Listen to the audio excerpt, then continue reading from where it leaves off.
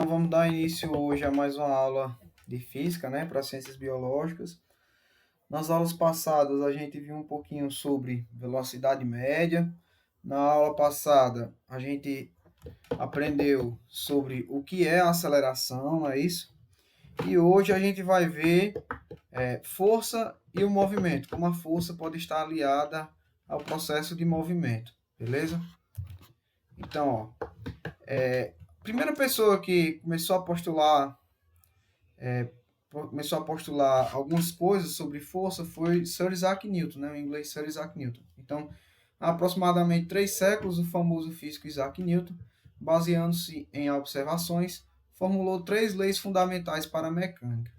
Essas leis possibilitaram obter respostas para diversas indagações que desde a antiguidade vinham desafiando os filósofos e cientistas, né?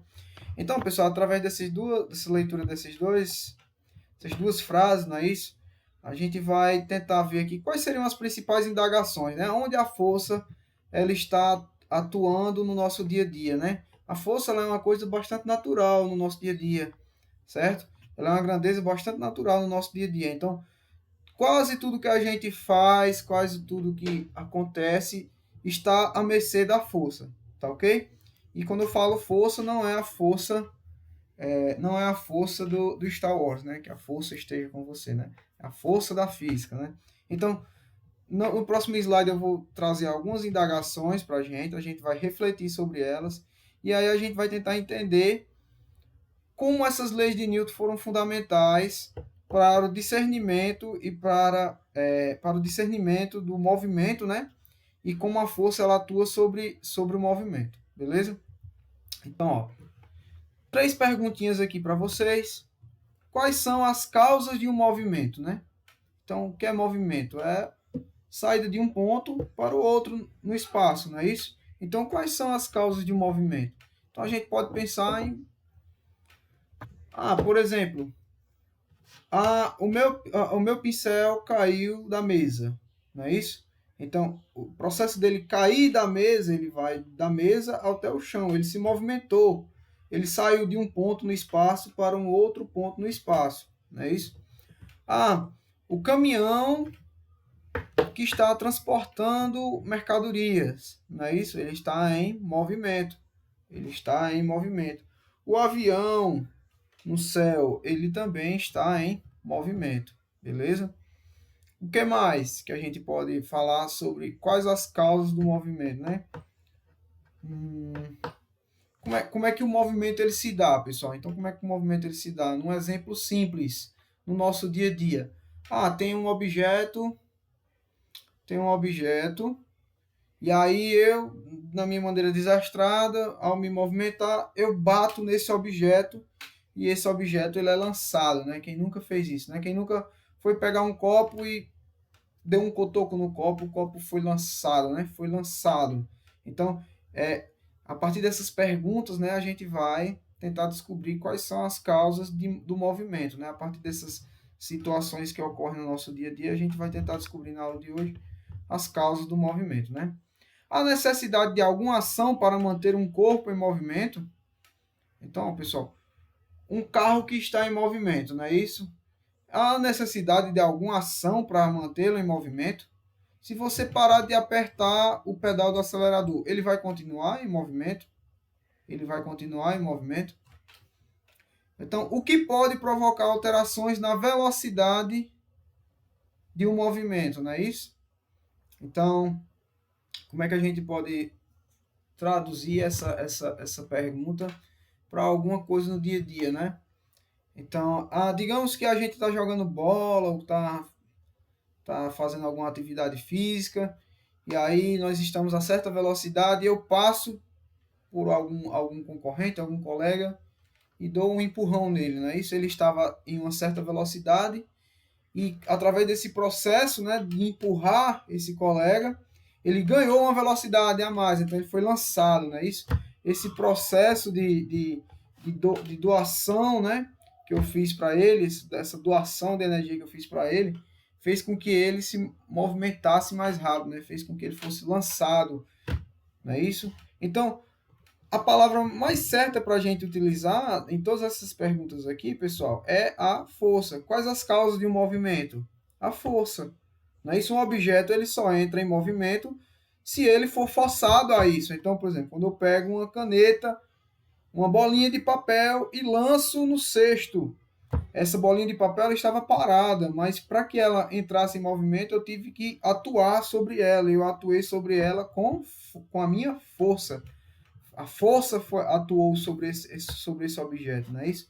Há necessidade de alguma ação para manter um corpo em movimento, certo?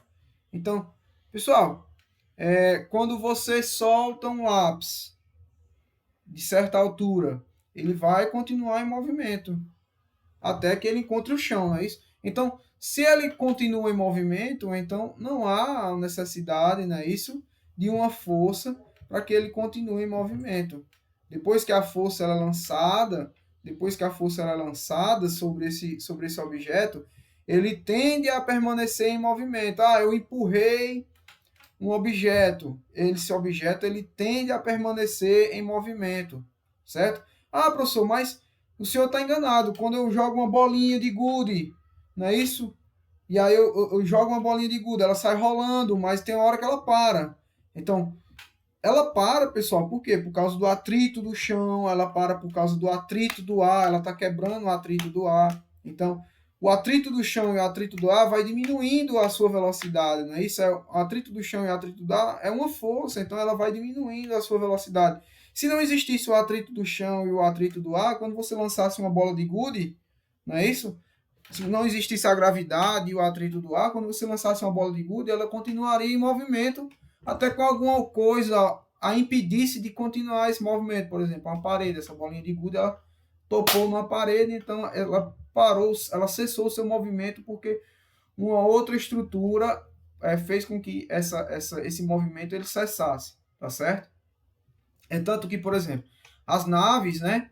As naves que vão para outros planetas, que vão para a Lua, elas têm combustível até certo ponto, elas queimam combustível até certo ponto. Então, quando elas saem do raio de atração da gravidade da Terra, não sei se vocês já assistiram aqueles filmes, o foguete lança a nave, e chega um certo momento que a nave se solta, não é isso? Do foguete, e aí ela continua o seu movimento. Isso aí acontece por quê? Porque o foguete ele é necessário para quebrar, não é isso? Para distanciar a nave da atração gravitacional da Terra. Quando a nave está livre da atração gravitacional da Terra, então não tem nenhuma outra força exercendo sobre ela. Então, quando ela se solta do foguete, essa nave ela consegue chegar ao seu destino com velocidade constante, sem mudança, não é isso? Com velocidade constante, devido à força inicial. Qual foi a força inicial? A força do foguete. Então, se não existe nenhuma outra força para impedir esse movimento, essa nave ela vai continuar em movimento até que ela chegue a um determinado ponto em que alguma estrutura venha a impedir esse movimento. No caso seria o pouso, né? Ela vai pousar no planeta, vai pousar na Lua, e o atrito com esse planeta, o atrito com a Lua vai fazer com que ela cesse o seu movimento. Mas aí essa questão da força é importante porque não existe um equipamento grande o suficiente que tenha tanto combustível para levar, não é isso?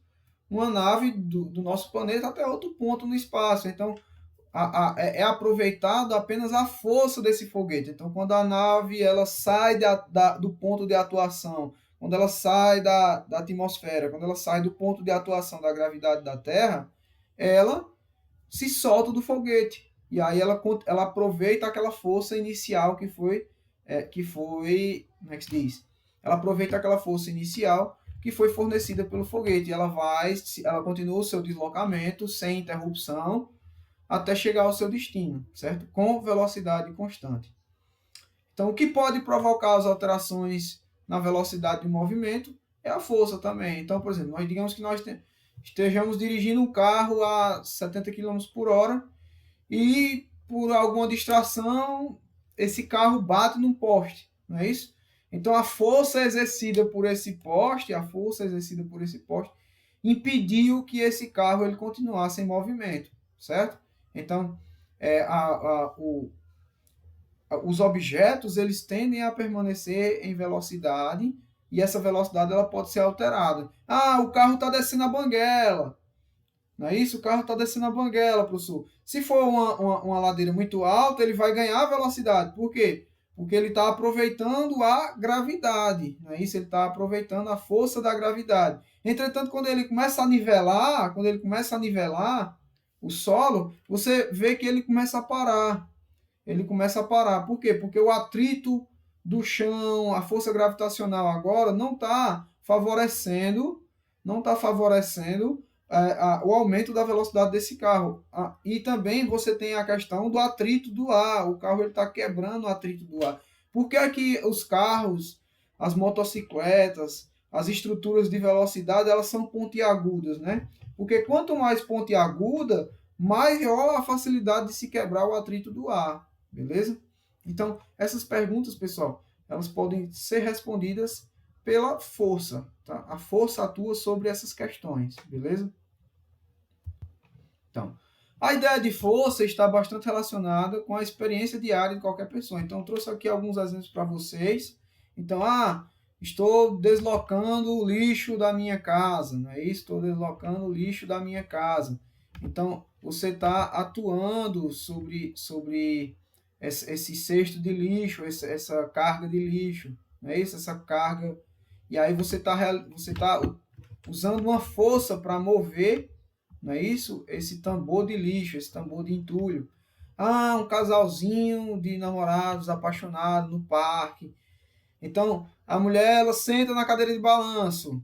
A cadeira de balança, o balanço, né? Ele não vai se deslocar sozinho, ele precisa de uma atuação. Então, vem aqui o boyfriend e empurra a moça nesse balanço.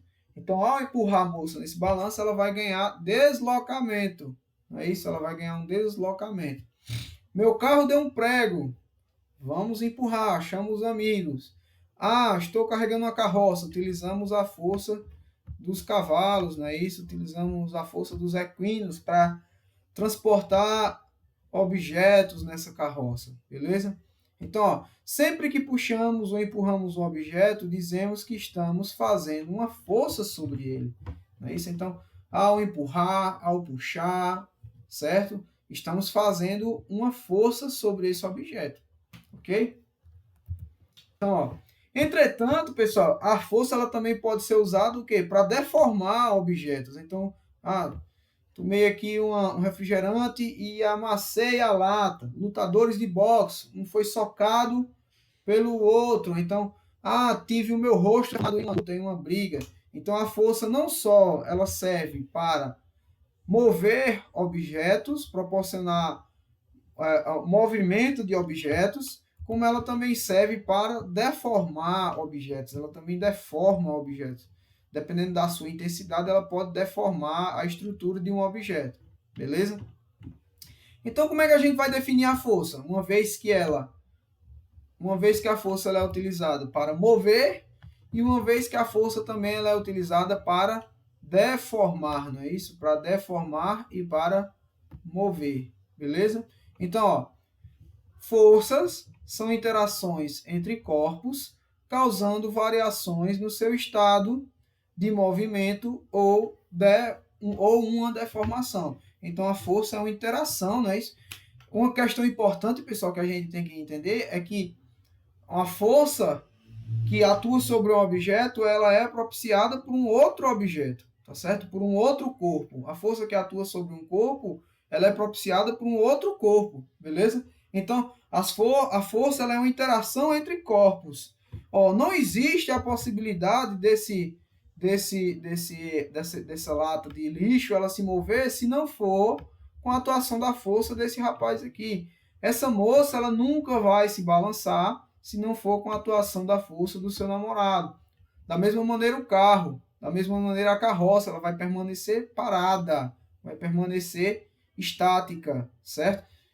Então, a outra maneira também é que, se não tiver nenhuma força atuando sobre essa lata, não é isso? Ela não vai se deformar, ela não vai se deformar, a sua estrutura ela não vai se deformar. Da mesma maneira de que se o cara ele não inventa de lutar sem saber, ele também não vai perder a metade da cara, né? Então ele não vai perder a metade da cara, beleza? Então as forças são interações entre corpos, causando uma variação no seu estado de movimento ou uma deformação, beleza? Então tem que causar alterações no estado de movimento ou uma deformação, ok? Então vamos aqui. Uma observaçãozinha que a gente tem que fazer, porque eu falei para vocês, pessoal, a força é a interação entre corpos, a força é a interação entre objetos, mas às vezes essa interação ela não é perceptível a olho nu. Então, por exemplo, nesse primeiro exemplo aqui, nós temos um homem puxando, não é isso? Puxando com a corda, puxando um container de lixo, um container de material de entulho, de construção, não é isso? Então aqui facilmente você vê o indivíduo atuando sobre o outro corpo, né? Você vê facilmente o indivíduo atuando sobre esse corpo aqui, beleza? Então, na maioria dos exemplos que eu citei anteriormente, ocorre contato direto entre o corpo que aplicou a força e aquele no qual ela foi aplicada, ocorre contato direto, tá ok?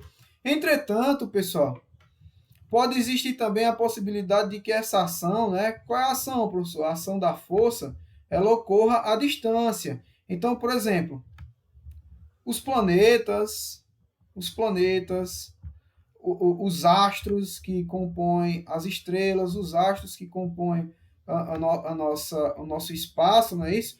Eles, por possuírem massa, eles vão possuir gravidade, eles possuem massa e possuem gravidade. Então, essas estruturas aqui, esses astros celestes, quanto maiores, maiores a sua força gravitacional. Então, por que é que os planetas eles permanecem circulando o Sol? Por que é que os planetas eles permanecem circulando o Sol? Não é isso? No nosso chamado sistema solar. Porque o Sol ele é um corpo celeste maior, de maior massa. Então, por ele ter maior massa, ele tem uma maior gravidade. Então, esses corpos que são os planetas, eles não conseguem se livrar da atuação, eles não conseguem se livrar da atuação gravitacional, eles não conseguem se livrar da atuação gravitacional do Sol. Então, por isso que eles continuam a circular em torno do Sol. Na realidade, o que acontece, pessoal, devido à força gravitacional do Sol, muitas vezes a gente vê a seguinte representação, não é isso? Nos livros do Sistema Solar. Então, você tem um planeta e ele está em órbita, não é isso? Ele está em órbita ao redor do Sol. Por que é que ele não se distancia? Por que é que ele não se distancia? Porque ele está sofrendo, não é isso? Ele está sofrendo com a força gravitacional do Sol. Por quê? Porque o Sol ele tem uma massa maior. Mas na realidade, o que é que acontece? Essa rota, não é isso? Como é que eu posso dizer? Essa órbita do planeta ela não é tão certinha como a gente vê nesse exemplo aqui. Na realidade, o que é que está acontecendo? O que está acontecendo é que os planetas eles estão cada vez mais próximos do Sol. E vai chegar um momento em que eles vão, não é isso? Vai chegar um momento em que eles vão o quê? Se chocar com o Sol. Eles vão estar completamente à mercê da gravidade solar, da estrela Sol, tá certo? Isso acontece por quê, pessoal? Porque o Sol ele está atuando gravitacionalmente. Ah, professor, mas vai ser hoje, vai ser amanhã? Não, pessoal, isso aqui vai ser há milhões e milhões de anos. Até porque nós estamos a milhares e milhões de quilômetros de distância do Sol. Então, esse processo é um processo lento aos nossos olhos. Esse é um processo lento aos nossos olhos. Mas, na realidade, o que está acontecendo é a atuação da força gravitacional do Sol. E o que é que vai acontecer é que os planetas e as estruturas, os corpos celestes que estão próximos ao Sol, eles vão, ao final, se chocar com esse Sol, por causa da sua grande massa gravitacional, beleza? Então, a força pode ser visível, né? você pode ter uma interação direta, como esse cara puxando, essa carga de lixo, como ela pode ser invisível aos olhos, não é isso? A interação gravitacional que ocorre entre o Sol, entre o planeta Terra, por exemplo, e a Lua. A interação gravitacional que ocorre entre o planeta Terra e nós. Então, experimente pular, amigo. Você pula e você é automaticamente puxado novamente para o solo, não é isso? Então, por quê? Porque você está sendo puxado pela força gravitacional do planeta Terra, que é infinitamente maior do que a sua força gravitacional. Tá ok? Então, espero que vocês tenham entendido, né? Então, só para recapitular essa curiosidadezinha, geralmente você vê os planetas em órbita, né? Uma órbita bem bonitinha, circular. Mas, na realidade, o que é que vai acontecer? O que vai acontecer é que os planetas, cada vez mais, eles vão se aproximar do Sol, não é isso? Cada vez mais eles vão se aproximar do Sol, beleza? Isso acontece só com o Sol? Não. Acontece com outros corpos que tenham corpos que tenham massa gravitacional maior, tá certo? Então, certamente a Terra também possui alguns corpos com massa gravitacional menor do que ela. Então, esses corpos, em algum momento, eles podem vir a se chocar com o nosso planeta. Geralmente a gente não percebe isso por causa da atmosfera. Então, a atmosfera ela bloqueia esses fragmentos que penetram no nosso planeta, tá certo? Então, as forças que se manifestam à distância são chamadas de forças de campo. Forças de campo. Então, a força gravitacional é chamada de força de campo. E aqui eu trouxe um exemplo para vocês, uma chargezinha, né? A força de atração da Terra sobre o corpo também pode se manifestar à distância, não é isso? Então, ó, da mesma maneira que eu falei para vocês que a força gravitacional da Terra em relação à Lua, ela se manifesta à distância, a força gravitacional da Terra sobre os corpos que estão presentes nela também se manifesta à distância. Tendo em vista que essa chargezinha aqui do Tarzan, é isso? Tarzan, a corda dele partiu e o que foi que aconteceu? Ele foi atraído automaticamente pela força de campo da Terra, a força gravitacional do nosso planeta. E foi ao chão, beleza? Pessoal, aqui a gente chega nas leis de Newton. Então, a gente veio falando sobre de várias maneiras, várias situações que ocorrem no nosso dia a dia, certo? E aí a gente explicou por que é que a força atua sobre o movimento, como a força atua sobre o movimento, não é isso? Como é que essa atuação pode ser, que ela pode ser direta, pode ser indireta. E aí, a partir disso, a partir das observações dos experimentos de Isaac Newton, ele postulou 3 leis, tá certo? E agora a gente vai falar sobre essas 3 leis, tá certo? Então, pessoal, a primeira imagem aqui que a gente vai ver para explicar a primeira lei de Newton é até que a gente já vem falando no decorrer da aula, né? Então, nós temos aqui um corpo, não é isso? Esse corpo ele está em repouso, beleza?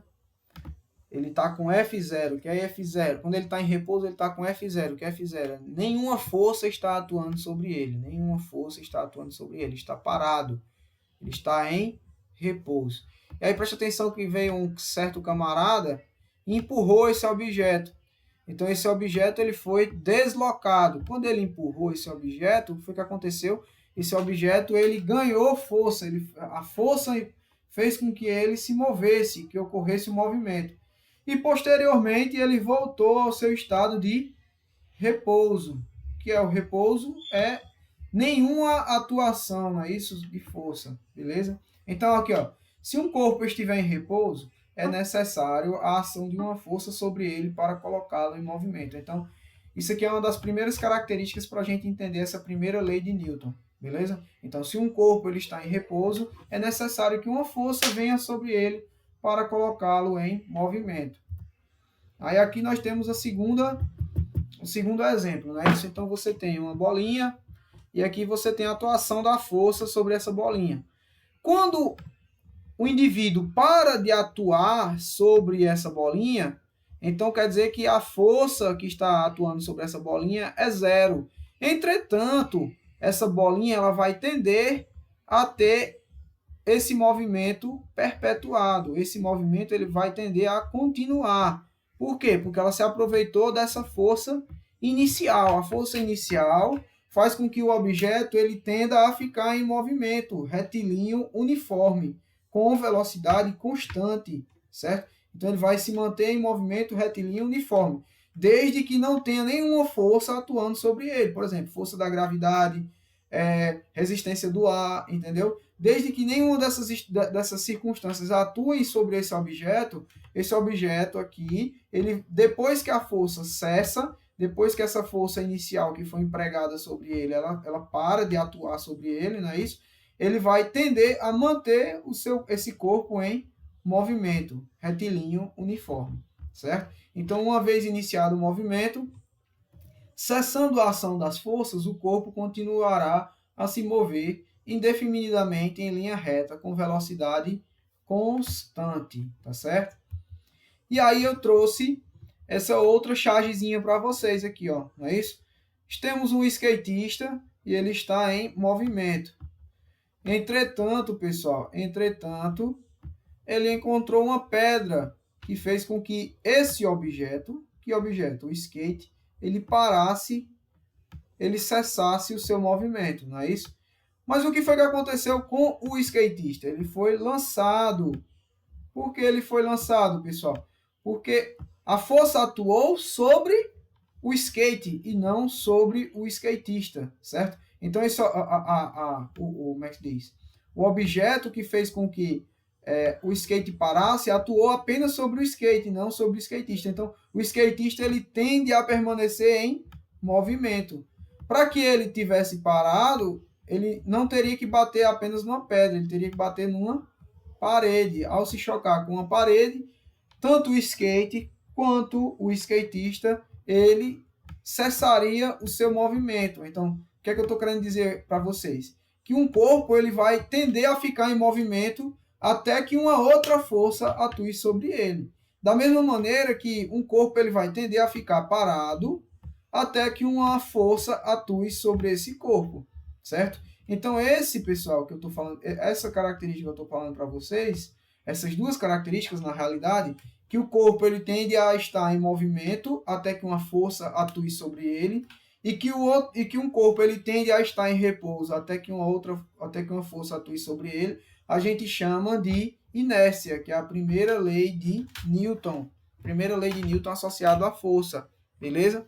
Então, por exemplo, se eu tenho uma caneta e essa caneta ela está sobre uma mesa, ela vai permanecer sobre essa mesa até que uma força atue sobre essa caneta. Então, no momento que eu chego e dou um tapa nessa caneta, ela é arremessada. Então, ela estava em inércia, ela estava em repouso e tenderia a permanecer nesse repouso se alguém ou alguma coisa não atuasse sobre ela, não fornecesse uma fonte de força sobre ela. Da mesma maneira, por exemplo, eu estou num prédio e solto uma moeda. Essa moeda ela vai tender a cair indefinidamente. Ela vai tender a cair indefinidamente até que um outro objeto atue sobre ela. Então, quando é que ela vai parar? Quando ela acertar o chão. Se não existisse o chão, ela iria cair indefinidamente. Beleza? Ela iria cair indefinidamente. É tanto que quanto maior o prédio, mais tempo ela fica caindo. Não é isso? Mais tempo ela fica caindo. Por quê, pessoal? Porque ela vai permanecer caindo até que uma força atue sobre ela. Qual é a força que vai atuar sobre ela? O chão. Beleza? Então, ó, na ausência... Vamos ler aqui para vocês a definição sobre inércia. Na ausência de forças, um corpo em repouso continua em repouso. Então, se o corpo está em repouso, ele continua em repouso. E o corpo em movimento, ele continua em movimento. Certo? Até que alguma coisa, alguma força atue sobre eles. Então, no caso do skatista, ele estava em movimento. A pedra atuou apenas no skate, então ele tendeu a permanecer em movimento. Beleza? No caso da bolinha de ping-pong, na caneta em cima da mesa, no copo em cima da mesa, ele vai tender a ficar em repouso até que uma força atue sobre ele. Então, quando eu chego e bato meu braço e ele é lançado é porque uma força, um objeto atuou sobre ele. Beleza? Então, alguns exemplos, né? Que a gente vê no dia a dia. O carro parou, mas o passageiro